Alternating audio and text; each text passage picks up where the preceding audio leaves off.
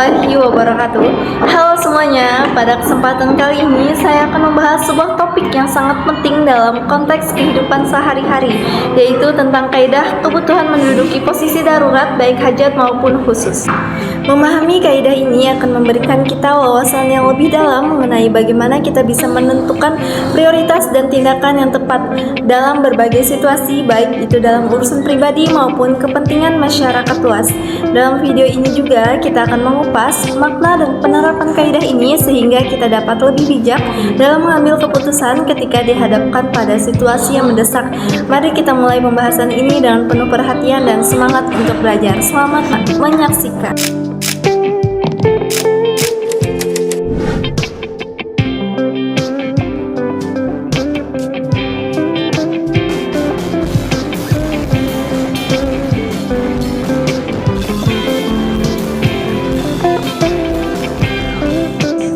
Kaidah kebutuhan menduduki posisi darurat baik hajat umum maupun khusus adalah prinsip yang menyatakan bahwa kebutuhan mendesak atau keadaan darurat dapat membenarkan atau membolehkan pelanggaran terhadap aturan atau larangan dalam Islam, baik itu untuk kepentingan umum ataupun dengan kepentingan pribadi.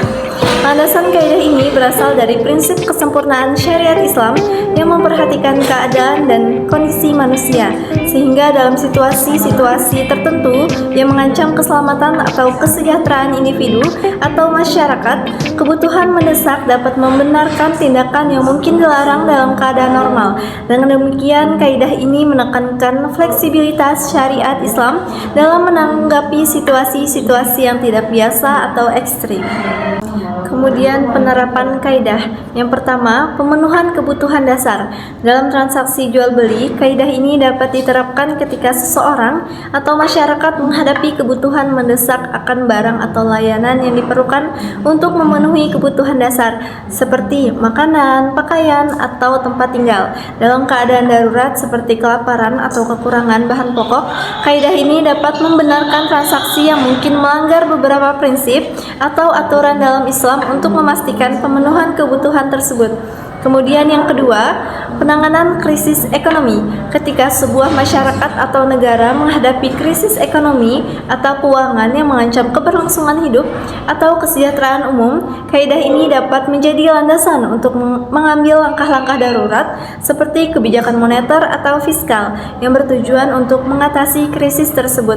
Langkah-langkah tersebut mungkin melibatkan penggunaan instrumen keuangan atau mekanisme transaksi yang tidak biasa dalam Islam, namun diizinkan untuk melindungi ekonomi dan keuangan umat. Kemudian yang nomor 3 adalah perlindungan konsumen dalam konteks jual beli.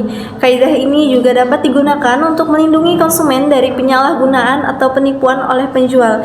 Jika ada kebutuhan mendesak untuk mendapatkan barang atau layanan tertentu, konsumen dapat menggunakan kaidah ini sebagai dasar untuk memperoleh hak-hak mereka dengan cara yang sesuai dengan prinsip-prinsip Islam.